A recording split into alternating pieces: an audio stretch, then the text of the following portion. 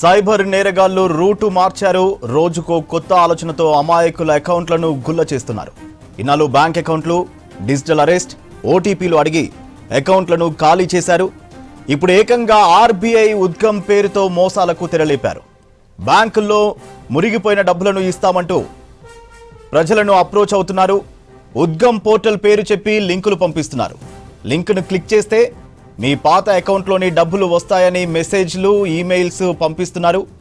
ఆశపడి క్లిక్ చేస్తే వెంటనే ఫోన్ హ్యాక్ అయ్యి బ్యాంక్ ఖాతాల్లోని డబ్బులను ఖాళీ చేస్తున్నారు. ఇలాంటి ఘటనలు పెరిగిపోయాయంటూ హైదరాబాద్ సిపి సజ్జనార్ ట్వీట్ చేశారు. సైబర్ నేరగాళ్ల పట్ల ప్రజలంతా అప్రమత్తంగా ఉండాలని సూచిస్తున్నారు సజ్జనార్. ఆర్బీఐ ఎప్పుడూ కస్టమర్ల ఓటీపీ, పాస్వర్డ్లు అడగదని చెప్పారు. ఒకవేళ ఆఫీసర్లు అంటూ ఫోన్ చేస్తే వెంటనే పోలీసులను సంప్రదించాలన్నారు. అన్క్లెయిమ్డ్ డిపాజిట్ల కోసం ఆర్బీఐ అధికారిక వెబ్సైట్ను మాత్రమే విజిట్ చేయాలన్నారు.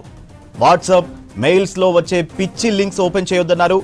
ఒకవేళ పొరపాటున మోసపోతే వెంటనే 1930 నెంబర్కు కాల్ చేయాలని చెప్పారు. కంప్లైంట్ ఇచ్చుడు ఎంత ఆలస్యమైతే పైసలు రిటర్న్ రావడం అంత కష్టమన్నారు సజ్జనార్.